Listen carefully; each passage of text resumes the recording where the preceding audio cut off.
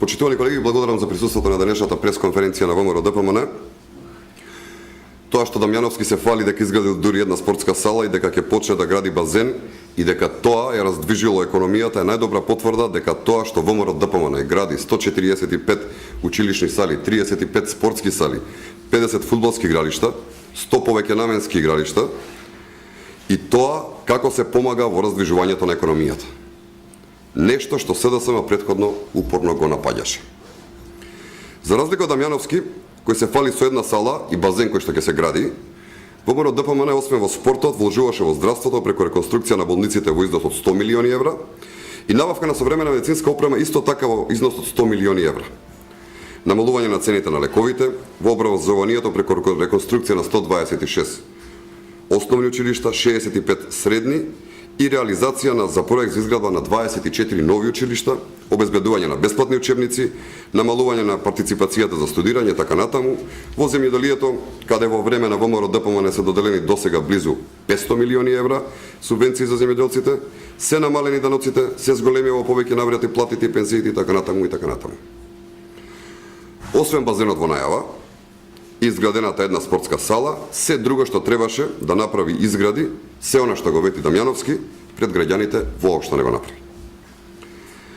Зоран Дамјановски цели 2 мандати не го решава проблемот за вода за пиење во Куманово.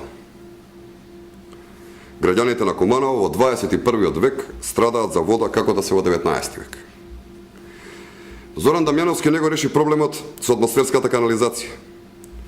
Домовите на граѓаните од кумановските населби Средорек, Бавчи и Водовод при секое поголемо невреме се поплавуваат. Додека работниците трпат заплати, блиските до СДСМ во Куманово заработуваат на нивен грб.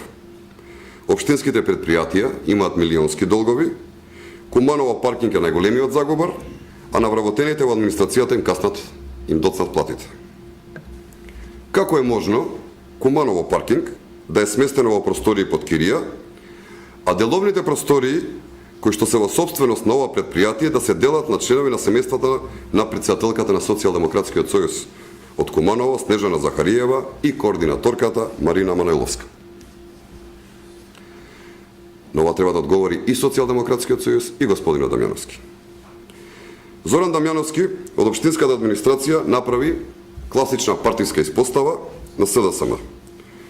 Додека сите други немаат право на работа, кадрите на СДСМ се вработуваат и плаќаат со парите на кумановчани.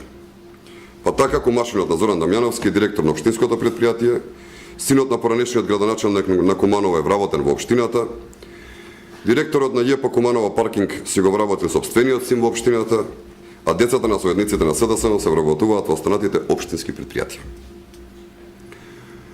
Очекуваме Зоран Дамјановски денеска да излезе и да каже како ќе ги реши напластените проблеми на граѓаните во Куманово.